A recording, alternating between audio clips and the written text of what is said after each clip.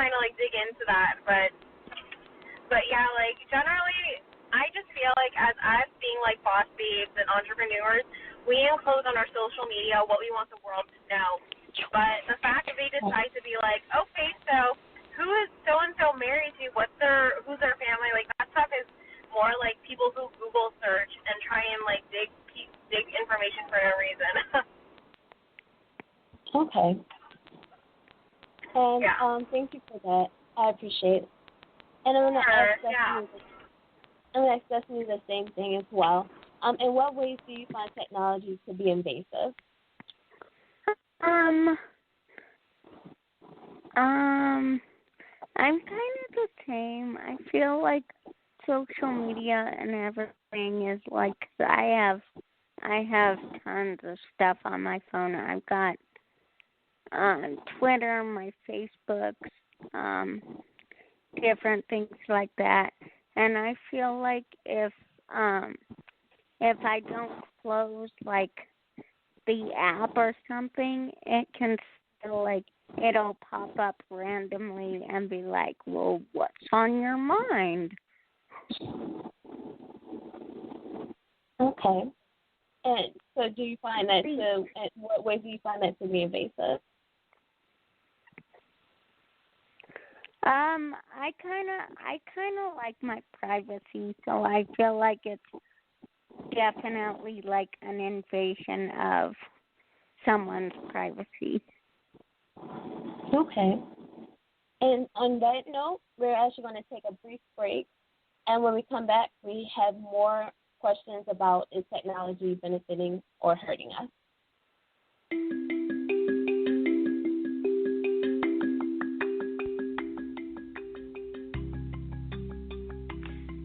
2020 has brought many changes, the most visual of which has been the face mask.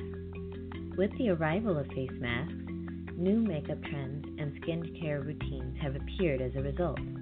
1. Gentle cleansing solutions to cleanse bacteria trapped underneath the mask against your skin.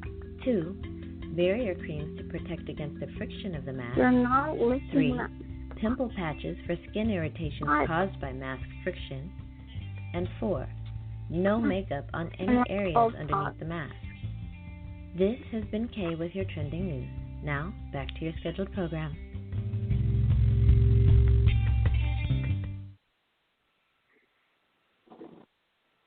Thank you. Okay. And we are going to move on and with our continued scheduled program. And I'm going to start with you, Destiny. So you said that your cell phone was your favorite technology? Yeah. Okay. Now, what then if like 5 pieces of that technology or that particular item was taken away? Let's say you couldn't use the camera feature, you couldn't use, let's say, voice text, you couldn't do, let's say, 5 of the features that you use every day for that particular item. Would you still want to use it? Would it be beneficial to you? Yeah, it would. In the sense that, like, if I couldn't use them, I do use my voice text a lot. But since wow, that's actually a really difficult question for me. I might use my phone. I use voice text a lot and I use Siri a lot, but that doesn't mean that I don't, like, I memorize the on-screen keyboard.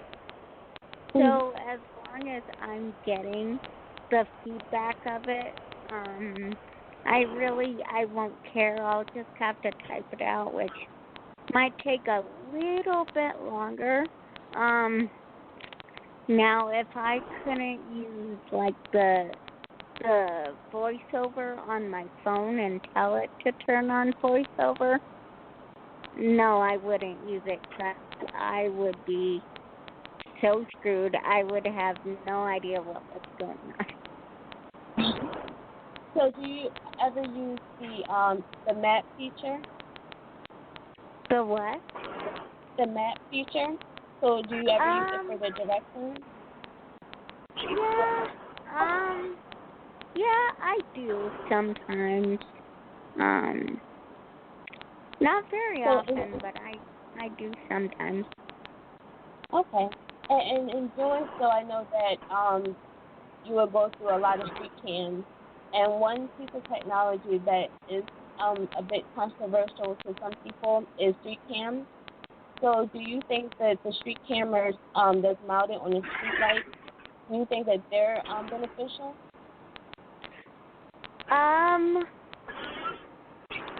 Wow, that is a super hard question for me too. I guess to some people they would be beneficial so they could see like what's going on and stuff. But for me, I don't care. I mean, Okay. I care, but I don't. Okay, and that's fair. Now let me ask Tawana the same question. Do you think that the street cam lights are beneficial? The street cam light? Yes. Are you talking about the street So cam lights that get your license plate when you're speeding? Yeah, so yes, a lot of street lights have cameras attached to them. And some people think that they're invading privacy. And others don't really care, and some people they think that there's too many around. So a lot of people have different opinions about it. Well, first I wanted to comment early on something Kat said when you got back to me about putting stuff out there. Sometimes I want to say I think sometimes the only way we can keep stuff from being put out there is if we keep it in our mind, because honestly, like even when you go to the doctor, like people are just always looking for opportunity to share information. Information can be bought. You know what I'm saying? So if you're thinking something and you never tell anyone, that's probably the only way you can keep it from getting out. If somebody got it, it's always going to be a possibility. I would just want to say that because the world is really crazy. You see so much things leaking online. Now, in reference to the cams, I was watching a movie about artificial intelligence. I can't think of the name of it. It was really an incredible movie. And they'll put in like facial recognition, and they will be able to tell because there's cameras everywhere. Yeah, I think it's crazy. I understand the benefit of it, but honestly, I think it's more invasion than benefit. Yeah, and that's just my 2 cents about it. You know, of course, if somebody's been abducted, you're looking for a kid, but I don't believe that happens as often as people are using it to spy. I mean, it's just absolutely. We're living here in this world, but I don't think we have a clue about what's really going on. Right. And Kay, I'm going to ask you the same question. Do you feel as if? I'm sorry. Are you there?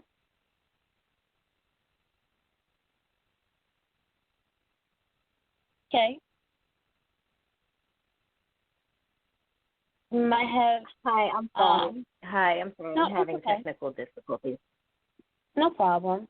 Okay. Do you feel as if street cameras are benefiting us, or do you think that they're invasive? I think that they can be both. It was store cameras that caught a lot of the interactions between George Floyd and the police on the day of his murder. So I think that the technology in and of itself is not evil. Anything created in and of itself is not evil. It's the usage to which it is put, right? So technology can be used for good or evil. It can be used to save lives. It can be used to help. It can be used to advance science. It can be used for so many good things. And at the same time, it can be used to track. It can be used to surveil people, to place surveillance on them.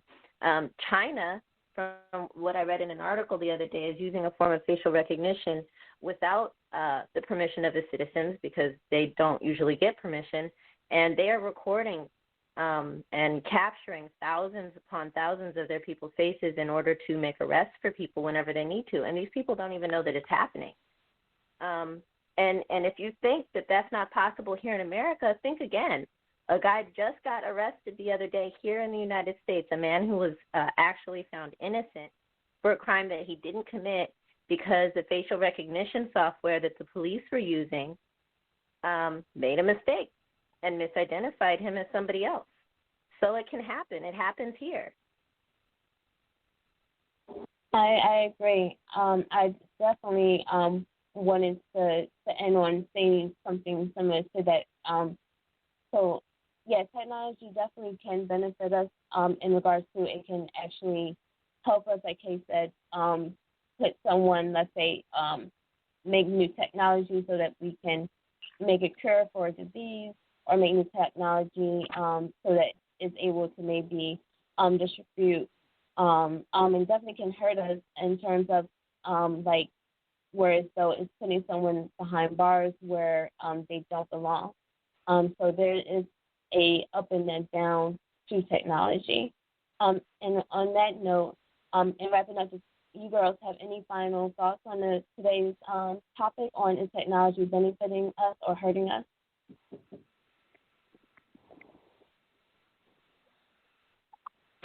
This is Kay. Again, I think it's a really I think that it's a really important topic to talk about and to think about, because the technology that we use is so much a part of our lives that we don't even think about what information is being taken about us or from us and where it goes and who is using it and to what use it's being put. Like, we don't even think about those things. Like my cell phone that I basically can't, make money without my cell phone. However, I know for a fact that it's tracking us. You check out Google, like I said, you go look at your timeline, and for the past 3 years, if you've used the same Google account or the same Gmail account, they will have every location that you've ever stopped at. And once you find that out, it gets kind of creepy, like you are literally being watched. Exactly. And what I want... I'm sorry, go ahead, Tawanda. Yeah, I just want to say on that note, we just have to be mindful, and whatever we do, we should do it in moderation. We love our laptops, we love our phone, but we do know there are effects to it. So, and the other thing I want to say, especially with the pandemic, I've heard years ago people talk about having bunkers and living under the earth and all this other stuff. So, it's definitely something to think about, because we're living in a different time, and this is a new normal. So, we have to be aware.